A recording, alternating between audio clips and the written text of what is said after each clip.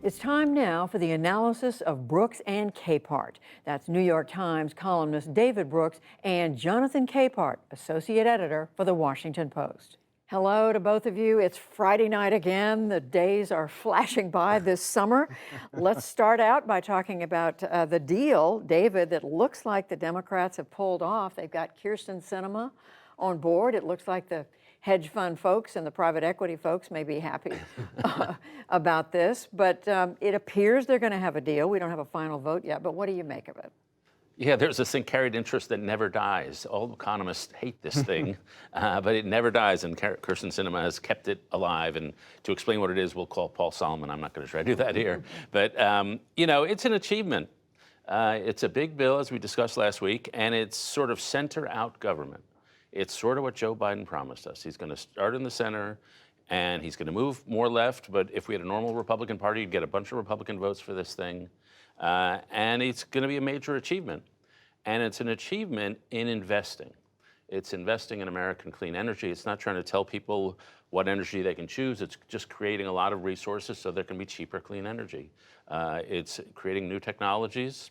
It's an impressive achievement. And as I think I mentioned before, it comes on the heels of a series of impressive achievements, the gun legislation and the CHIPS bill and other things. Things are actually getting done in Washington. People may be cynical about it, but things seem to be happening.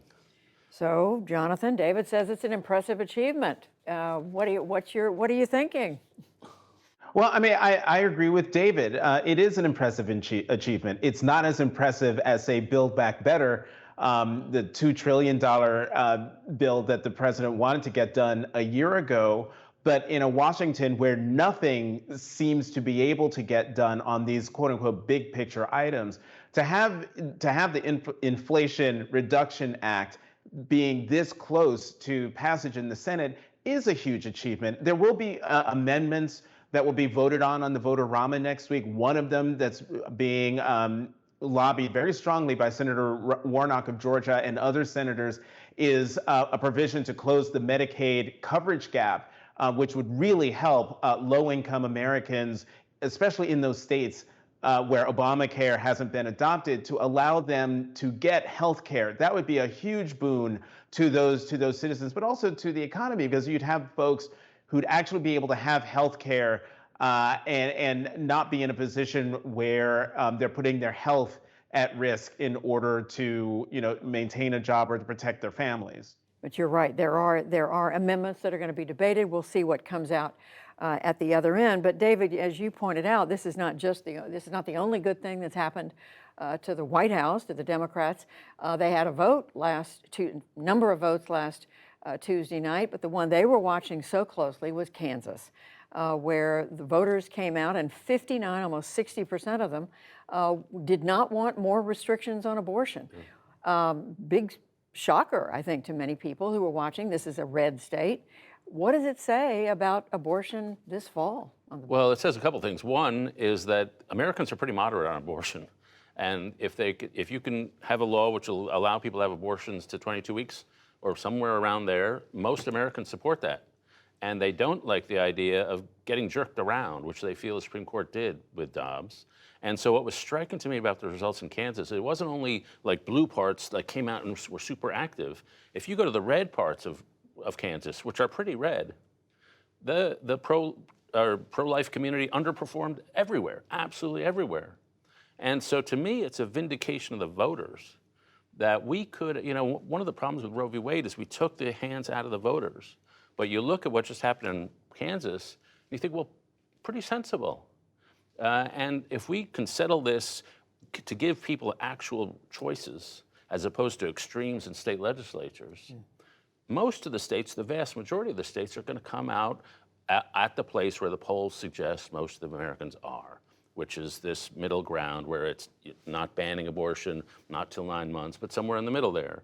And so to me, it's a vindication of democracy. And frankly, I wish we'd been doing this for the last few decades. Jonathan, where do you come down on what the voters said in Kansas? Well, it was really stunning what the voters said in Kansas. We've got so used to talking about abortion as it's a left issue or right issue, a Democratic issue or a Republican issue. But when a conservative state, a state that voted for Donald Trump in 2020 by 15 points, when that kind of state overwhelmingly rejects an effort to ban abortion, I now look at this issue, or at least looking at the voters in Kansas, is looking at this issue as a social policy question.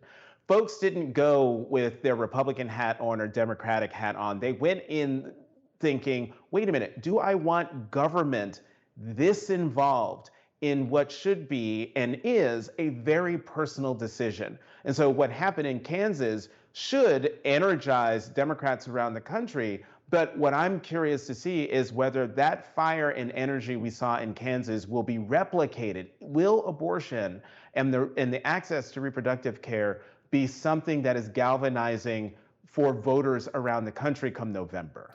Certainly raise questions about what we're going to see in the months to come, because we know it's going to be on the ballot and in the months to come and then beyond. But David, on Tuesday there were also results we were watching in a number of other states, and the winners time after time in so many of these cases were candidates who were either endorsed by former President Trump, or they are out and out election deniers, people who say 2020 was stolen. Yeah, there's another good thing that happened for Joe Biden and the Democrats, which is the Republicans are doing a phenomenally excellent job of self-sabotaging. The Republican Senate candidate in Georgia is a guy named Herschel Walker, a guy I used to love when he played football, but he's just not a good candidate. And so that Georgia Senate seat looks more likely to go Democratic because there's just not a good candidate. And you look at the candidates that the Arizona Republican Party threw up and the Michigan, these are not right-wing states. Arizona is genuinely a purple state. Michigan is genuinely a swing state. And there's a reason Arizona has 2 Democratic senators. And it seems highly unlikely to me they're going to go for some of the people who are thrown up for major offices. The final thing I'd say is we should ban primaries in August. Because most people have something better to do in August and go to the primary. Do it in September where people are at home and they're paying attention. When you have it in August, you get the small core of people who can really throw things out of whack. Yeah, you get low turnout. Although even those of us who love politics, August primaries, Jonathan, may not be at the top of the chart. But what do you make of the outcome in these states this week? Well, look, I hope David is right in that the Republicans have done a really good job at self-sabotage. I hope he's right. But what I fear is what happens in the general election. Will people come out and vote? Will people vote on the issues? Will people vote to save democracy? Or will people be apathetic and stay home and thereby allowing these, you can't even call them fringe anymore, these super far right candidates to glide into office? I think we are 1 or 2 elections away from having our democracy not just on the precipice, but on the slide down. And there are some things that have been done by Democrats trying to boost up these fringe far-right candidates in the hopes of helping the Democratic nominee in the general election. But I think that's too dangerous a game to play when our democracy is on the brink. So, David, you called it, I think, something like self-destruction on the part of Republicans. And then another reminder this week of just how divided the Republican Party is you had the Viktor Orban, and we'll talk about that in just a second, the report a moment ago from Laura. But Dick Cheney, former vice president, came out this week with, and here's just a portion of an ad he has thrown out for his daughter Liz, running for re-election to Congress in Wyoming. In our nation's 246-year history, there has never been an individual who is a greater threat to our republic than Donald Trump. He tried to steal the last election using lies and violence to keep himself in power after the voters had rejected him. He is a coward. A real man wouldn't lie to his supporters. They don't come much more conservative than Dick Cheney. Yeah, and it's a very effective ad, people if they haven't seen it all, it's all over the internet. And Liz Cheney's a hero. She did what so many of her colleagues failed to do, which was stand up and tell the truth about what happened in the election. My concern is if the polls are any way remotely close to what reality is, she's about to get clobbered. In one of the polls, she was down by 22%. An incumbent House member is not down 22% to a Republican primary challenger. So she's probably going to lose big time. And so to me, the key and when you read the Casper papers, one of the beefs against her is not defense of Donald Trump, is that she isn't paying attention to us in Wyoming. And she's gone Washington. And so one of the challenges for Republicans who want to take on Donald Trump, say in the primaries in a couple of years, is to be anti-Trump, but in a way that seems populist, in a way that doesn't seem you've gone native and you're a bunch of Washington never-Trumpers. And that is outflanks him maybe on the left on economics, is really down home culturally where conservative Americans are.